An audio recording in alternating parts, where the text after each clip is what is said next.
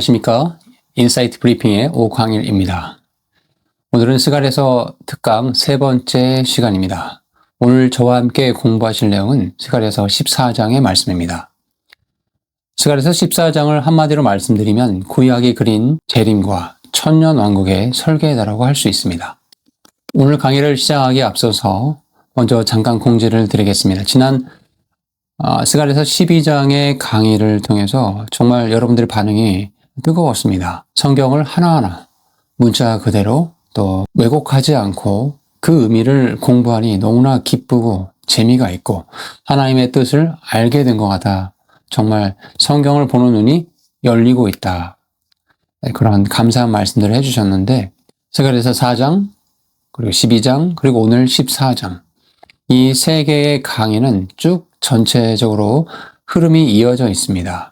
그래서 앞에 강의를 못 보신 분들은 제가 링크를 달아둘 테니까 참고해서 보시면 좋겠습니다. 그리고 이 사역을 위해서 책을 만들고 그리고 이 내용들을 책으로 정리해서 여러분 손에 드리는 작업을 지금 계속 구상하고 작업하고 있는 단계에 있습니다. 구독과 또 여러분의 자발적인 후원으로 동역해 주신 분들에게 정말 진심으로 감사를 드립니다. 후원 계좌는 아래에 더보기를 눌러보시면 나와 있습니다. 여러분의 적극적인 기도와 후원을 부탁드립니다. 자, 그럼 바로 오늘 강의 시작하도록 하겠습니다. 자, 오늘 강의를 들어가기에 앞서서 스갈에서 14장은 구약의 12 소선지서 중에 가장 깁니다. 그리고 신약에서 가장 많이 인용이 되는 그런 구약의 대언서들 중에 하나입니다. 학자들이 스가랴서를 구약의 요한계시록이라고 부르는 그런 이유가 바로 여기 있는 것이죠. 계시록에서 직접 인용하거나 암시하던 그런 구절이 스가랴서에서만 무려 71회 이상 나옵니다. 스가랴서를 크게 세 토막으로 나누어 보자고 한다면 1장에서 8장까지는 환상과 성전이 재건되는 내용이 나와 있는데 바로 계시록 11장의 성전 측량과 연관이 되어지죠. 그리고 9장에서 11장까지는 메시아의 초림에 대한 예언의 말씀이 나와 있는데 바로 계시록 19장의 왕의 입성과 또 연관성이 있습니다. 그리고 12장에서 14장까지 종말론의 클라이맥스를 구약의 스가랴서에 기록이 되어 있습니다. 바로 계시록 19장, 16장, 19장, 20장, 21장과 연관이 되어 있습니다. 자, 먼저 본문 스가랴서 14장 1절과 2절의 말씀에 보면 보라, 주의 날이 오리니 사람들이 내게서 취한 노량물을 내 한가운데서 나누니라. 내가 예루살렘을 대적하여 전쟁하게 하려고 모든 민족들을 모으리니 그 도시가 함락되며 집들이 강탈을 당하고 여인들이 강간을 당하며 그 도시의 반이 포로로 잡혀갈 것이나 백성 중에서 남은 자들은 그 도시에서 끊어지지 아니하리라. 이 구절은 참 읽기가 불편합니다. 예루살렘이 함락이 되고 가옥이 약탈이 되고 백성의 절반이 포로로 사로잡혀 끌려갑니다. 자, 그런데 이것이 하나님의 예언이라는 게 참 쉽게 받아들여지지 않죠. 자, 그런데 여기서 반드시 우리가 원어를 봐야 될 필요가 있는데 1절의 첫 단어 힌네 연바 라헤웨 보라 주의 날 여호와의 날이 온다라는 말씀을 보시기 바랍니다. 히브리어로 힌네 이것은 보라 주목하라 라는 의미입니다. 성경에서 이 단어가 단순히 주의 환기를 뜻하는 것이 아니라 반드시 일어날 일을 선포할 때 쓰이는 감탄사라는 걸 기억하시면 좋겠습니다. 두 번째 연바라는 이 히브리 단어는 날이 온다라는 현재 분사형의 의미인데 올 것이다가 아니라 지금 오고 있다라는 현재 진행의 확실성을 지금 표현하고 있는 것입니다. 그리고 마지막 라야훼. 자, 이 히브리 단어 이 라야훼는 여호와를 위한 주를 위한이라는 의미로 이날의 주체가 주님이시라는 거예요. 이것은 하나님이 통제를 이루신 것이 아니라 오히려 하나님이 주도적으로 주권적으로 설계하신 마지막 드라마의 한 장면이라는 것을 지금 스가랴서 14장 1절에서 선포하고 있는 것입니다. 자, 2절에 보시면 내가 예루살렘을 대적하여 전쟁을 하려고 모든 민족들을 모으리니 즉 이스라엘 예루살렘을 대적하려고 싸우게 하기 위해서 민족들을 모으시겠다. 즉 능동적으로 집결시키시겠다라는 말씀을 지금 하고 있죠. 바로 스가랴서 14장 2절의 말씀은 계시록 16장 16절과 잘 연결이 되어 있습니다. 그들이 히브리어로 아마겟돈이라고 하는 곳에 왕들을 모으더라. 그리고 하나님께서 능동적으로 그들을 그 이방 민족들을 집결시킨다고 하셨는데 마찬가지로 계시록에서도 하나님의 섭리 속에서 전 세계의 왕들이 군대들을 모으고 이스라엘을 치러 집결하는 모습이 예언이 되어 있죠. 자, 그런데 문제는 중요한 점은 2절의 마지막 부분입니다. 이렇게 많은 피해가 있을 것이지만 남은 자들은 그 도시에서 끊어지지 아니하리라. 자, 이 말씀이 참 중요하거든요. 남은 자가 있다라는 거예요. 구약을 관통하는 렘넌트 신학입니다. 노아 시대 8명의 남아있는 사람이 있었어요. 엘리야 때 7,000명의 바알을 숭배하지 않는 사람들, 남아있는 자들이 있었습니다. 바벨론 포로 때 남은 자들이 돌아왔습니다. 그리고 대환란 절정기에도 하나님은 남은 자들을 보존하신다라는 거예요. 절정이 극에 달하는 그 순간에 하나님께서 개입하십니다. 3절을 보시기 바랍니다. 그때 주께서 나가사 그 민족들과 싸우시되 전쟁의 날에 싸우신 것 같이 하시리라. 자, 누가 이 전쟁을 수행하신다고 하십니까? 네, 우리 주님 여호와께서 나가셔서 그 나라들과 싸우실 것이다. 이 히브리어로 야짜라고 하는데 나가다라는 의미입니다. 즉 하나님의 보좌에서 직접 나오신다라는 의미예요. 중재자를 보내는 것이 아니라는 거죠. 천사들을 파송하는 것이 아니라는 겁니다. 하나님께서 직접 그 전쟁을 개입하신다. 그 직접 전쟁을 수행하시러 전쟁터로 내려오신다라는 의미입니다. 그리고 비교 표현이 나오죠. 민족들과 싸우시되 전쟁의 날에 싸우시는 것 같이 하시리라. 전쟁의 날에 싸우시는 것 같이 하시리라. 자, 이것은 이집트 탈출할 때 홍해를 갈랐던 사건, 여호수아가 가나안을 정복했을 때 그 전쟁들을 가리키는 표현입니다. 즉 전쟁들에서 하나님께서 직접 개입하셔서 이기셨던 그 역사의 기록들을 우리가 보신 것처럼 이번에도 하나님께서 사람의 방법이 아니라 하나님의 방법으로 이 전쟁을 수행하시고 반드시 이기실 거라는 것을 성경이 지금 이야기하고 있죠. 자, 4절 보시기 바랍니다. 네. 그분의 발이 예루살렘 앞 동쪽에 있는 올리브산 위에, 또 감람산이라고 표현하기도 하죠. 올리브산 위에 서실 것이요 올리브산이 그것의 한쪽에서 동쪽과 서쪽으로 갈라짐으로 심히 큰 골짜기가 생길 것이며 그 산의 반은 북쪽으로 그 산의 반은 남쪽으로 이동하리라 라는 말씀이 나와 있습니다. 자, 예루살렘 동쪽 기드온 골짜기 넘어 해발 826m, 지금도 그 자리에 있습니다. 그런데 여러분, 지질학자들이 확인한 사실이 있는데 올리브산 아래, 감람산 아래에 동서 방향에 단층선이 실제로 지나고 있습니다. 이 단층이 활성화될 경우 동쪽과 서쪽으로 쪼개질 수 있는 지질학적 조건이 이미 갖춰져 있다는 거예요. 하나님께서는 2600년 전에 인간이 지질학을, 그 학문을 개발하기 훨씬 이전에 그 산이 동쪽과 서쪽으로 쪼개질 것이라는 것을 이미 예언을 하셨습니다. 과연 이것이 상징으로만 읽어야 되는 부분일까요? 자, 이제 오늘 강의에서 제가 보여드리고 싶었던 장면입니다. 여러분, 사도행전 1장에 가보시면 예수님께서 부활하시고 나서 40일이 지났어요. 그리고 감람산, 즉 올리브산에서 제자들과 함께 계시다가 구름들 속으로 예수님께서 이제 승천하신 장면이 사도행전에 기록이 되어 있습니다. 그때 제자들이 하늘로 승천하시는 예수님을 멍하니 쳐다보고 있을 때 흰옷 입은 두 천사가 나타나서 이렇게 이야기를 하죠. 말씀 뭐라 되어 있습니까? 갈릴리 사람들아 어찌하여 서서 하늘을 쳐다보느냐. 너희 가운데서 하늘로 올려주신 이 예수님께서는 하늘로 올라가신 너희가 본 그대로 오시리라 라고 사도행전 1장 11절에 기록이 되어 있습니다. 여기서 핵심 포인트는 예수님께서 오실 때 너희가 예수님께서 부활 승천하시는 그 모습 본 그대로 오시리라 라는 말씀이에요. 이것이 매우 중요합니다. 자, 어디에서 올라가셨어요? 이스라엘, 올리브산, 감람산에서 올라가셨어요. 어떻게 올라가셨습니까? 구름을 타고 올라가셨어요.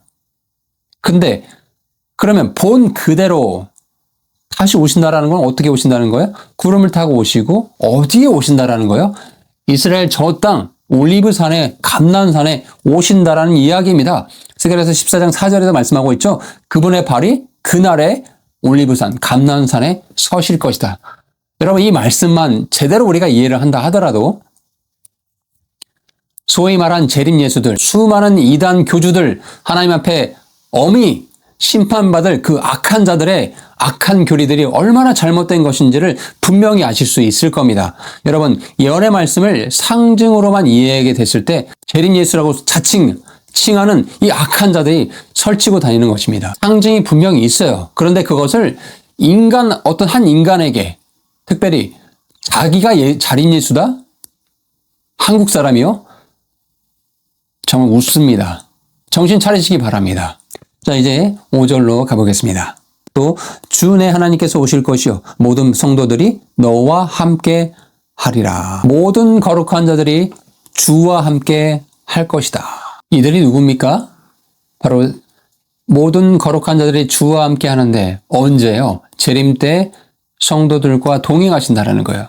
근데 이와 비슷한 말씀이 요한계시록 19장 14절에 보면 하늘의 군대들이 백마를 타고 그를 따르더라 라고 이야기하고 있고 데살로니가전서 3장 13절에도 그의 모든 성도와 함께 내려오실 때 강림하실 때라는 표현이 있습니다. 즉 스가랴서 14장 5절, 계시록 19장 14절, 데살로니가전서 3장 13절이 500년, 600년의 간격을 두고서 세 저자가 같은 장면을 지금 그렸습니다.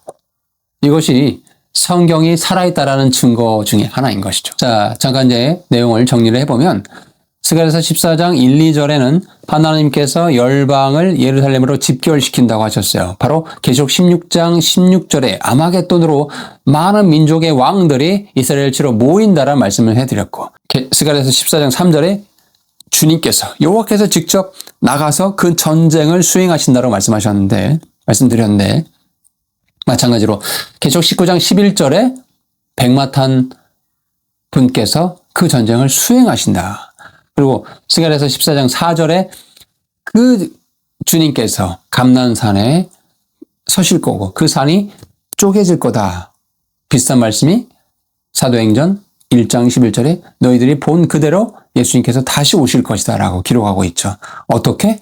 모든 성도들과 함께. 자, 본문 다시 스가랴서 14장 6절에서 8절의 말씀에 보면 그날의 빛은 밝지도 아니하고 어둡지도 아니할 것이며 그것은 주께서 아실 한 날일 터인데 낮도 아니요 밤도 아니니라. 그러나 저녁 때 그것이 빛이 되더라. 그날의 생수가 예루살렘에서 나가되 그것의 반은 앞바다로 그것의 반은 뒷바다로 나갈 것이요 여름에도 겨울에도 그러하리라 라고 기록이 되어 있습니다. 여러분 이 구절을 읽으면 현대 물리학으로 설명할 수 없는 장면이 나옵니다. 바로 해와 달이 사라져요. 그런데 빛이 있습니다. 해와 달도 아닌 다른 빛이 있어요. 이것이 무엇이냐? 계시록 21장 23절에 가보니까 그 성은 거룩한 성 예루살렘은 해나 달의 비침이 쓸데없다. 왜? 이는 하나님의 영광이 비치고 어린 양이 그 빛이 등불이 되시기 때문이다라고 기록이 되어 있습니다. 즉 스가랴서 14장 6절 7절에서 이제 빛이 없겠고 광명한 것들이 떠날 것이다라고 얘기하셨고 계시록 21장 23절에도 해나 달의 비침이 쓸데가 없다. 그 기존의 빛은 소멸이 될 거라는 말씀을 예언하고 있어요. 그리고 스가랴서에서 유일한 하나의 빛이 있을 것이고 계시록에서 마찬가지로 하나님의 영광이 빛을 비출 것이다. 즉 새로운 빛이 등장하는 것을 예언하고 있습니다. 바로 그 어린 양께서 등불이 되신다. 빛의 근원은 하나님이심을 말씀하고 있죠. 2600년의 간격을 두고 같은 장면을 지금 스가랴서와 요한계시록에 반복해서 성경이 지금 기록하고 있는 것입니다. 스가랴서에선 유일한 빛이라고 표현했는데 바로 그것이 요한계시록에 가서 요한의 기록을 통해서 하나님의 영광과 어린 양의 빛이라고 밝혀주고 있습니다. 자, 그리고 8절에 생수가 등장합니다. 그날의 생수가 예루살렘에서 솟아난다. 강의 상류에서 올라오는 것이 아니에요. 예루살렘 자체가 물의 근원이 될 거라는 말씀을 하고 있을 거예요. 그리고 두 방향으로 흐르죠. 동쪽과 절반은 서쪽으로. 즉 동쪽은 사해 방향이고 서쪽은 지중해 방향이죠. 이것은 지리적으로 매우 구체적입니다. 예루살렘은 실제로 지중해와 사해 사이에 분수령처럼 있는 곳이죠. 자, 그리고 여름에도 겨울에도 그러하리라. 계절에 관계가 없다는 얘기예요. 팔레스타인의 강들은 우기와 건기에 따라서 흐름이 크게 달라집니다. 그런데 생수는 끊기지 않습니다. 자, 이렇게 물에 대한 생수에 대한 말씀 우리가 스가랴서 14장 8절의 말씀에 봤는데 이 비슷한 말씀이 에스겔서 47장 1절에서 12절 말씀에 가보면 성전 문지방 밑에서부터 물이 나온다라는 성경 구절이 있다라는 걸 여러분 보실 것이고 바로 이 말씀이 계시록 22장 1, 2절에 생명수의 강이 흘러나오더라 라고 기록이 되어 있습니다. 또 그 물이 스가랴서에서 본 물이 동해와 서해로 나누어져 흐른다고 했는데 에스겔서 47장에서도 점점 깊어지면서 강을 이룬다라고 말씀하고 있고 또 계시록 22장에서도 하나님의 보좌로부터 이 물이 계속해서 흘러나온다라는 말씀을 하고 있습니다. 또 스가랴서에서 이 생수가 여름과 겨울에도 끊기지 아니하고 계속 흘러나온다. 에스겔서 47장에서도 이 물이 이르는 곳마다 만물이 소생한다라는 기록을 하고 있고 22장, 계시록 22장에서 정확하게 만국을 소생시키더라. 자, 스가랴서와 에스겔과 요한이 같은 장면을 지금 본 거예요. 에스겔은 성전에서, 스가랴는 예루살렘에서, 요한은 하나님의 보좌에서 흘러나오는 그 같은 물을 봤던 겁니다. 이 세 환상은 하나님의 실체를 세 각도에서 묘사한 것입니다. 여러분 참 이 성경이 참 놀랍죠? 이렇게 예언을 보실 때 구약과 신약을 전방위적으로 통틀어서 보셔야 이 성경을 왜곡하지 않고 올바르게 성경대로 성경이 지금 무슨 말씀을 하고 있는 것인가를 정확하게 깨달을 수 있는 것입니다. 자, 이제 본문 스가랴서 14장 9절 말씀에 보면 또 주께서 온 땅을 다스리는 왕이 되시리니 그날에는 한 주만 계실 것이며 그분의 이름 하나만 있으리라. 자, 여러분 매우 중요한 말씀이거든요. 이 한 절, 인류 역사의 종착점을 지금 이야기하고 있습니다. 창세기 1장에 하나님께서 세상을 창조하셨어요. 그리고 인류는 그 하나님을 떠나서 수천 년 동안 수없이 많은 우상을 만들고 섬겨왔죠. 바알과 아스타롯, 제우스, 알라, 또 현대에 와서는 물질과 권력, 또 자기 자신. 셀 수 없이 수많은 거짓 신들을 만들어서 인류는 지금까지 하나님을 대적하며 살아왔습니다. 그러나 역사의 마지막 페이지에서 스가랴는 이렇게 선언합니다. 여호와께서 우리 주님께서 온 땅을 다스리는 왕이 되실 것이다. 여호와 한 분만이, 주님 한 분만이 온전히 설 것이요라고 선포하고 있습니다. 히브리 원어도 가보면 레멜렉이라고 하는데 왕으로서라는 말씀입니다. 즉 단순한 통치가 아니라는 거예요. 공식적으로 즉위를 하신다는 의미입니다. 그리고 야훼 에하드라는 이 언어를 보시면 여호와는 주님은 하나이다 라는 얘기인데 이것은 유대교의 핵심 신앙 고백인 쉐마와 동일한 표현입니다. 이스라엘아 들으라 하나님 여호와는 오직 유일한 주신이라 라는 말씀 신명기의 6장 4절에 나와 있죠.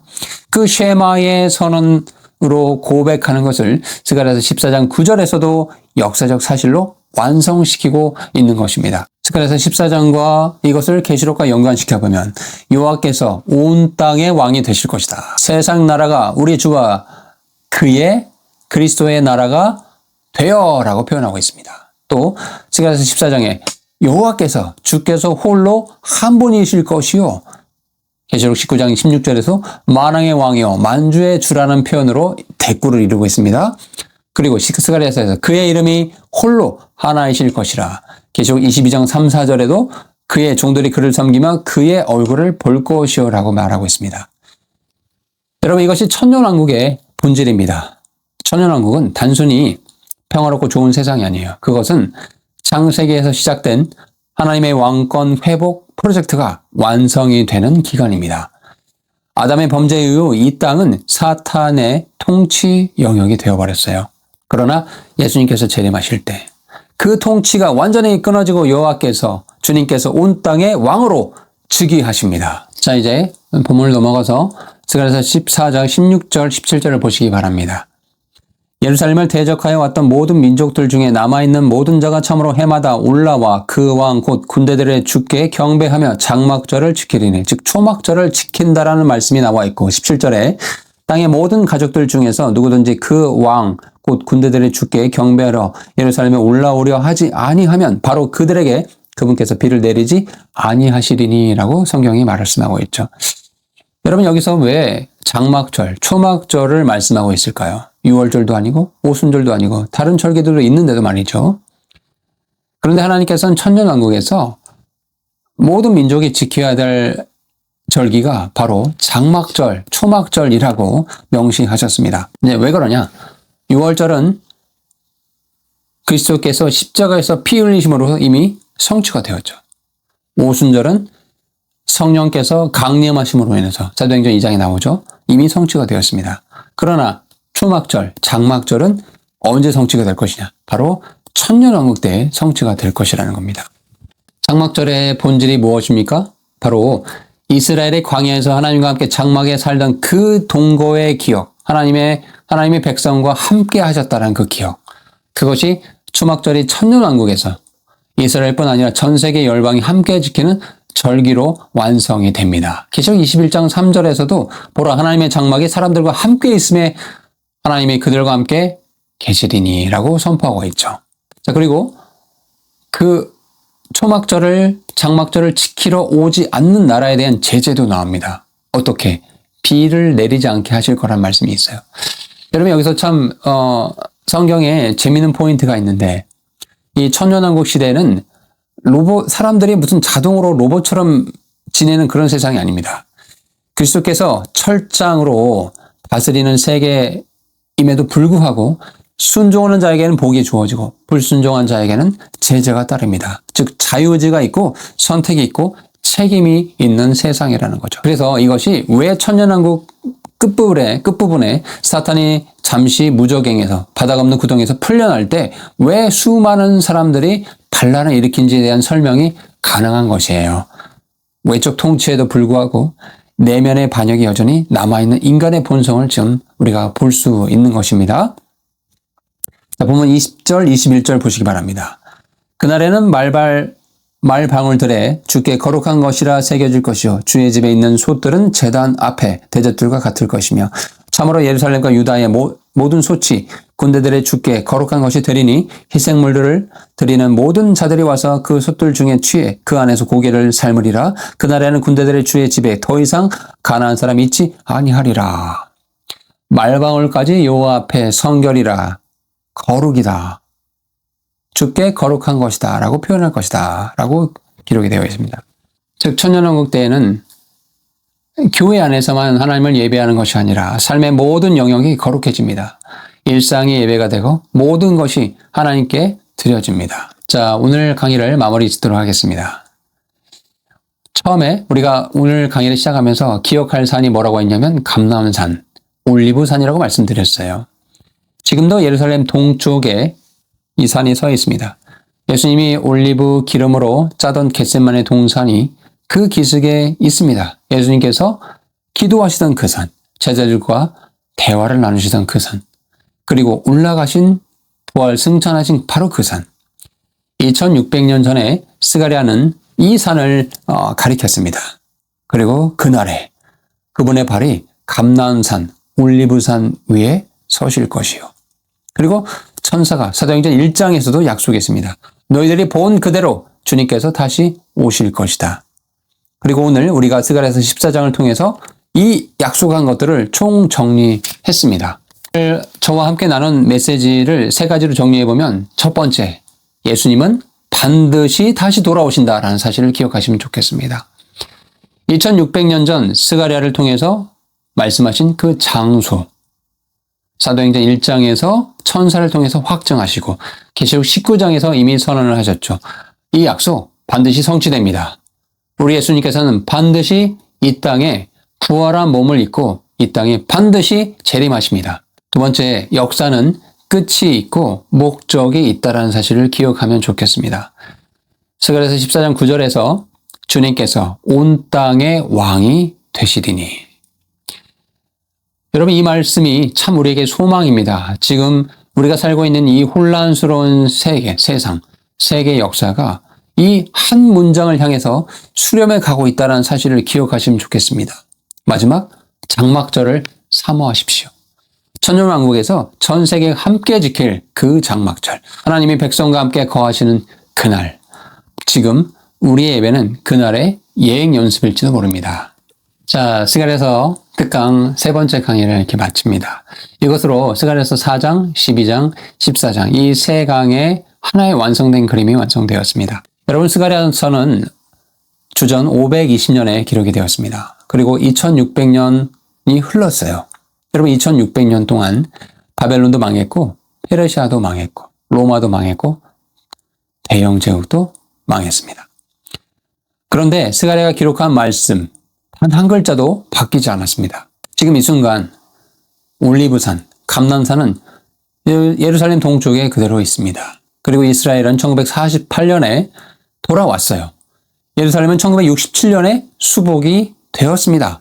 전 세계가 예루살렘을 둘러싸고 움직이고 있어요. 전 세계가 이스라엘을 욕하고 있어요. 왜 그럴까요? 우연이 아니라 성경에 예언된 그 종착점을 향해서 하나님의 주권과 타임라인에 의해서 하나하나 온 세상이 그렇게 흘러가고 있다는 사실을 여러분 두려운 마음으로 즉시하시기 바랍니다. 여러분, 그날에 예수님의 발이 감람산 위에 솟을 것이요. 여러분, 이것은 소망입니다. 공포가 아니에요. 우리의 구원자 되신 예수님께서 부활하신 그 모습 그대로 다시 반드시 오실 것입니다. 종말에 관련된 내용들을 지금 책으로 엮고 있는 작업을 하고 있습니다. 여러분께서 이 사역을 위해서 계속해서 기도해 주시고 물질 후원이 가능하신 분들은 아래 더보기를 통해서 이 후원 계좌로 여러분께서 도와주시면 참 큰 힘이 될 것입니다. 마라나타, 주 예수님이여 어서 오시옵소서. 여러분, 다음 시간에 또 뵙겠습니다. 함께해 주셔서 정말 감사합니다.